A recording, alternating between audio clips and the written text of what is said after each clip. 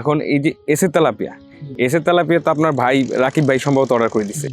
আচ্ছা, এটা আপনিও তো অবশ্যই জানেন কিভাবে কি অর্ডার করছে, সে সম্পর্কে যদি বলতেন যে এটা আপনাদের জানা হয় কোন জায়গা থেকে? এটা হলো অনলাইন থেকে, মূলত ইউটিউব থেকে। ভাই দেখলো, ভাই আবার মোটামুটি আমার ফোন করলো যে এরকম একটু দেখিস, তো একটু ইউটিউবে আছে তেলাপিয়া সার্চ দিলে ওদের আসে, ইন্টারভিউ আছে, দেখলাম যে না আপনাদের ভালো অবস্থা। তো বাইরে বললাম যে ঠিক আছে আপনি অর্ডার দেন, খারাপ তো হবো না। ভাই আবার নিকুঞ্জ হেড অফিসে, আপনাদের অফিসে গেল, যে মোটামুটি সবকিছু বইলা কথাবার্তা বলে অ্যাডভান্স বলে আসলো, অ্যাডভান্সও করলো।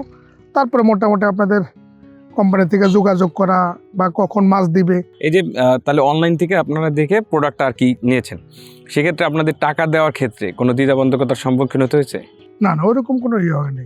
প্রথমবার আপনারা কিভাবে টাকাটা দিয়েছিলেন? প্রথমবার হলো আমরা অ্যাডভান্স করছি, তারপরে যেটা পরবর্তী যেটা দেওয়া ওটা বলা থাকে যে লটে লটে, আচ্ছা যে আপনি এখন এত দিবেন আর পরবর্তীতে যেদিন বাচ্চা পাঠাবো তার আগে আপনি টাকা পাঠিয়ে দিবেন, ফুল টাকা। আচ্ছা, এই যে সাকিব এগ্রো কোম্পানির কাছে আপনি যখন মাছটা চাওয়ার জন্য ফোন দিয়েছেন, তখন কি তারা জমির সম্পর্কে জানতে চাইছিল?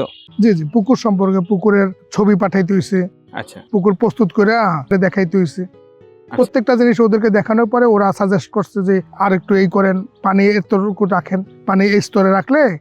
তারপর ওনারা বলছে, যখন আমরা সবকিছু প্রস্তুত করে ছবি পাঠাইছি আচ্ছা যে পুকুর এরকম প্রস্তুত আছে, তখন ওনারা বলছে যে আমরা ওই তারিখে মাছ দেবো এবং ওই তারিখে মাছ পাঠাইছি। মানে আপনি মাছ চাওয়ার সাথে সাথে আপনাকে মাছ পাঠাই দেয়নি? না না, অবশ্যই কিভাবে পুকুরটা তৈরি করতে হবে সেই বিষয়ে আপনাকে অবগত করে পুকুর রেডি হয়েছে কিনা দেখে তারপর মাছ দিতে। তারপরে মাছ দিচ্ছে।